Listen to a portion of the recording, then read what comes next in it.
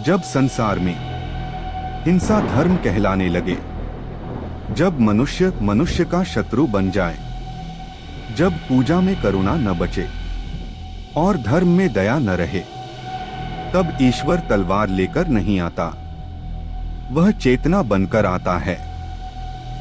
आज की यह कथा किसी युद्ध की नहीं, किसी चमत्कार की नहीं, बल्कि जागरण की कथा है।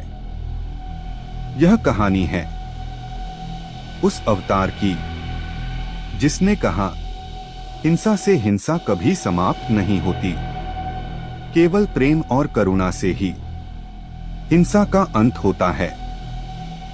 यह है बुद्ध अवतार, करुणा और अहिंसा का संदेश। एक समय था जब यह भूमि ज्ञान, तपस्या और आत्मबोध की भूमि थी। वेदों का उच्चारण होता था, ऋषि वन में ध्यान करते थे और धर्म का अर्थ था सत्य और करुणा। पर समय के साथ धर्म का स्वरूप बदलने लगा। यज्ञों में निर्दोष पशुओं की बलि दी जाने लगी। लोग मानने लगे कि ईश्वर रक्त से प्रसन्न होता है। जाति के नाम पर मनुष्य को मनुष्य से अलग कर दिया गया। किसी को श्रेष्ठ, किसी को तुच्छ कहा गया। ब्राह्मण जन्म से महान, शूद्र जन्म से हीन घोषित कर दिए गए। धर्म भय बन गया, ईश्वर डर का कारण बन गया। और किसी ने नहीं पूछा, क्या दया भी धर्म नहीं? क्या अहिंसा भी शक्ति नहीं? इसी अंधकार में एक प्रकाश की आवश्यकता थी। और तभी भगवान विष्णु ने एक ऐसा अवतार लिया जो देवता नहीं कहलाया, पर मानव को देवत्व का मार्ग दिखाया। यही था बुद्ध अवतार। शाक्य गणराज्य के राजा शुद्धोधन और महारानी माया देवी।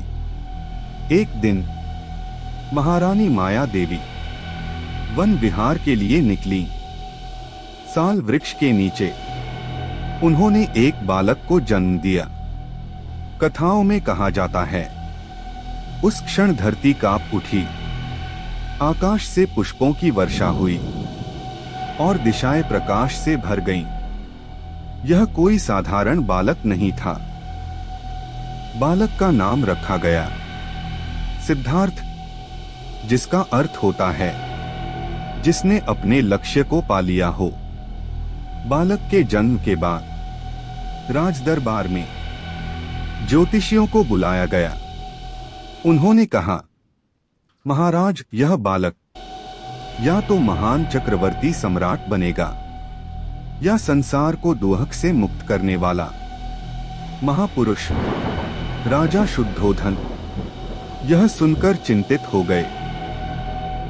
राजा शुद्धोधन अपने पुत्र को खोना नहीं चाहते थे। उन्होंने मन ही मन निश्चय किया, मेरा पुत्र सन्यासी नहीं बनेगा, वह राजा बनेगा, वह इस राज्य का उत्तराधिकारी होगा। और तभी उन्होंने एक बड़ा निर्णय लिया।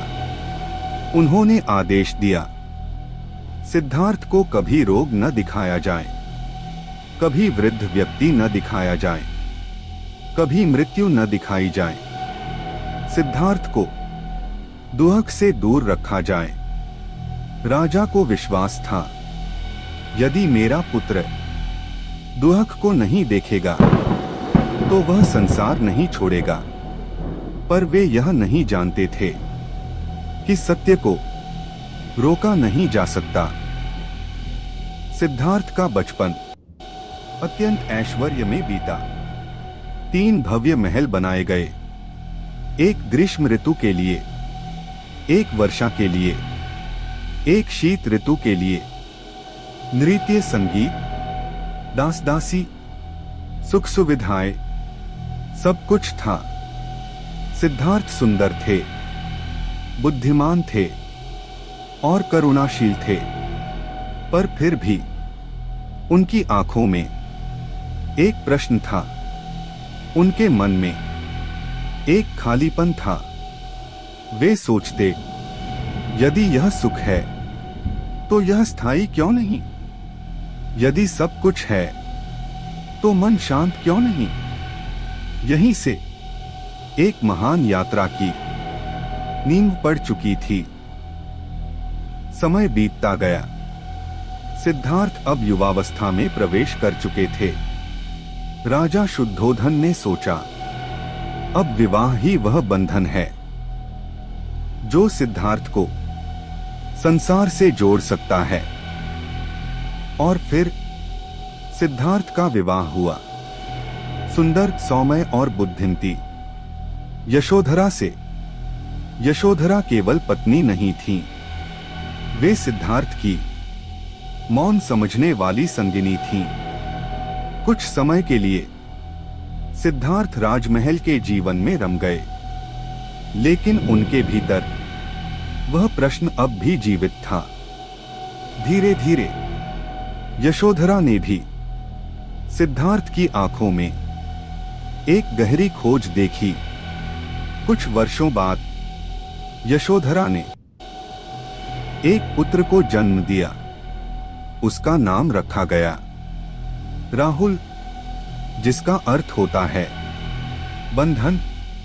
राजा शुद्धोधन अत्यंत प्रसन्न थे। उन्होंने कहा, अब सिद्धार्थ कहीं नहीं जाएगा, अब वह पिता है।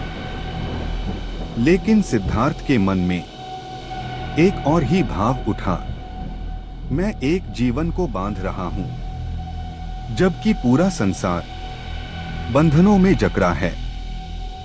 एक दिन सिद्धार्थ ने अपने सारथी चन्ना से कहा, मुझे नगर दिखाओ। राजा ने बहुत मना किया, पर अंततः अनुमति दे दी। नगर के बाहर पहली बार सिद्धार्थ ने एक झुके हुए शरीर वाले वृद्ध व्यक्ति को देखा। उसके बाल सफेद थे, शरीर कांप रहा था और आंखों में थकान थी। सिद्धार्थ चौंक गए। उन्होंने चन्ना से पूछा, यह कौन है? चन्ना बोला, स्वामी, यह वृद्ध है। हर मनुष्य एक दिन ऐसा ही होता है। सिद्धार्थ के मन में पहली बार एक गहरी हलचल हुई। उन्होंने पूछा, क्या मैं भी ऐसा हो जाऊंगा? चन्ना ने उत्तर दिया, हाँ युवराज, यह जीवन का नियम है। उस दिन सिद्धार्थ का मन पहली बार अशांत हुआ।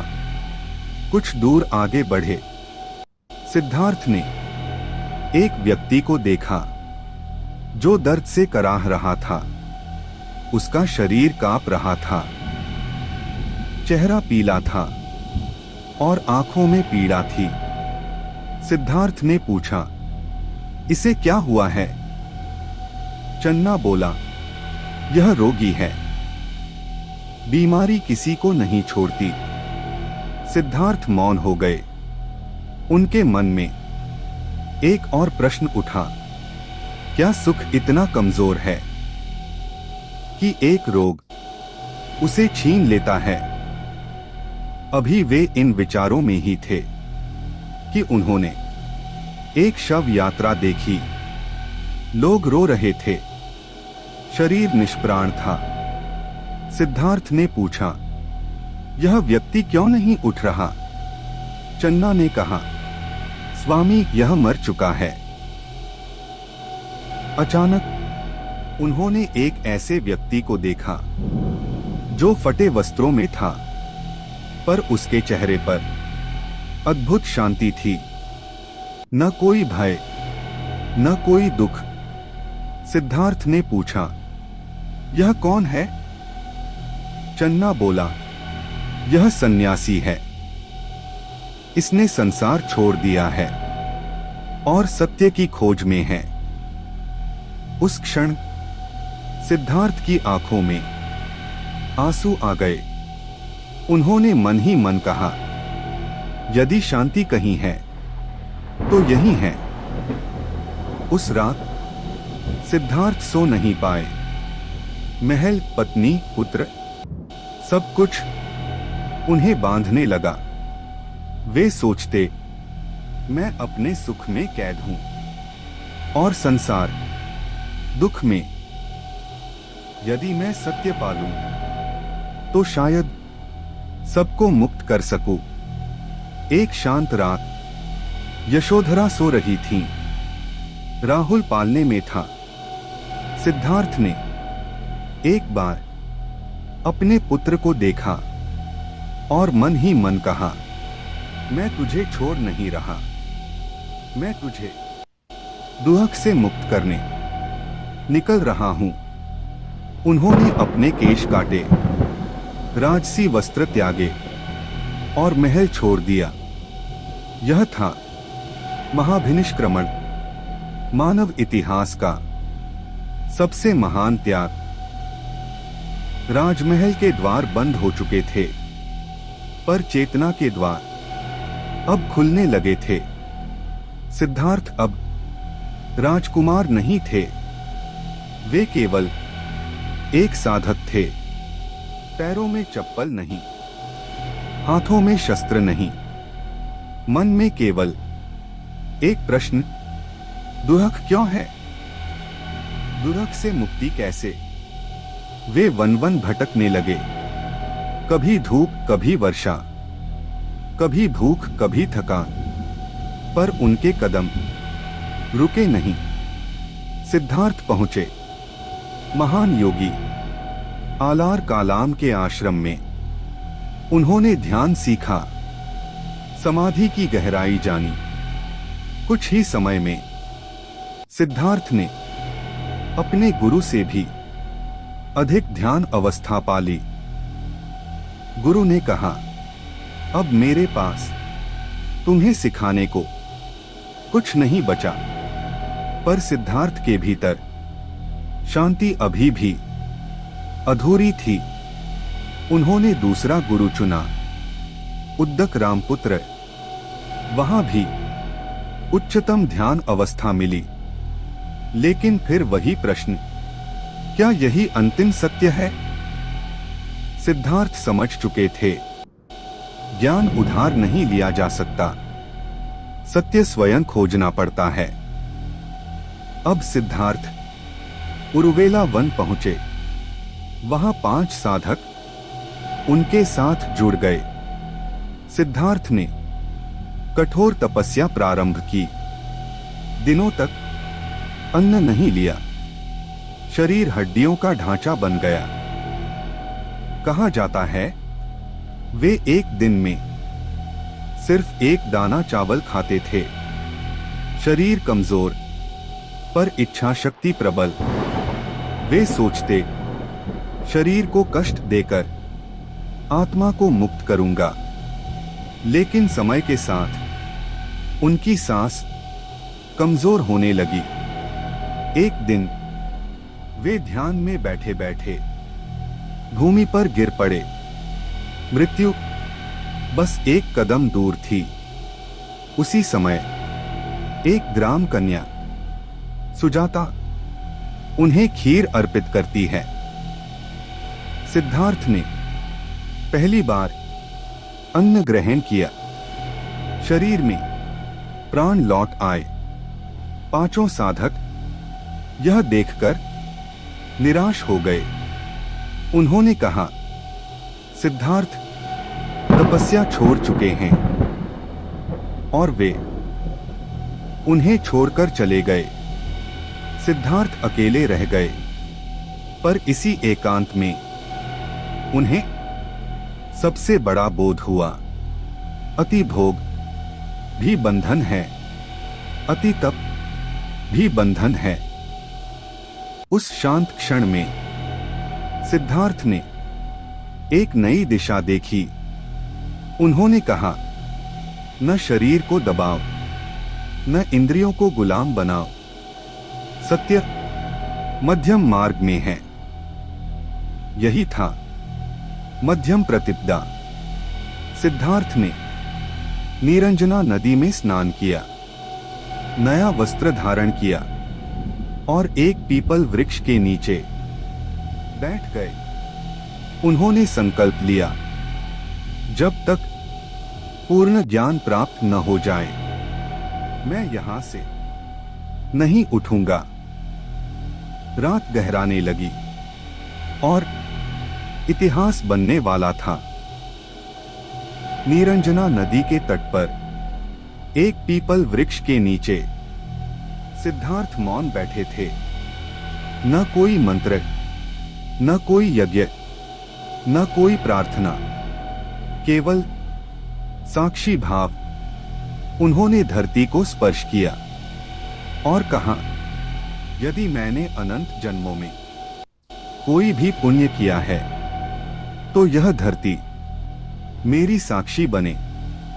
रात गहराती गई, तभी आया मारा, अज्ञान, मोह और भय का प्रतीक। मारा ने कहा, उठ जाओ सिद्धार्थ, यह मार्ग कठिन है, लौट चलो सुख के संसार में।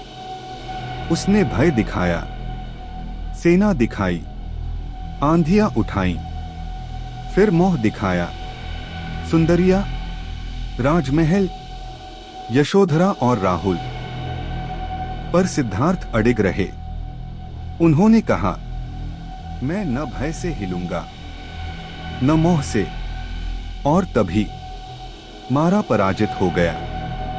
भोर का तारा चमका और उसी क्षण सिद्धार्थ की चेतना जाग उठी। उन्होंने देखा, जन्म ही दुख का कारण है, इच्छा ही बंधन है, अज्ञान ही अंधकार है। उसी क्षण सिद्धार्थ बन गए गौतम बुद्ध। वे बोले, मैं जाग गया हूं। बुद्ध ने दुनिया को दिया 4 आर्य सत्य। जीवन में दुख है। दुख का कारण तृष्णा है। दुख का अंत संभव है। दुख के अंत का मार्ग है। यह कोई दर्शन नहीं, यह जीवन की सच्चाई थी। बुद्ध ने कहा, यह मार्ग किसी को तोड़ता नहीं, जोड़ता है।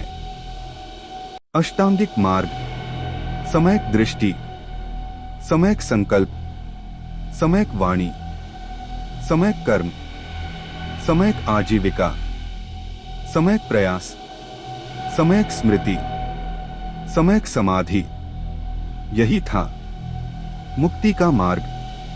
बुद्ध ने धर्मचक्र प्रवर्तन किया। उनका पहला उपदेश सारनाथ में हुआ।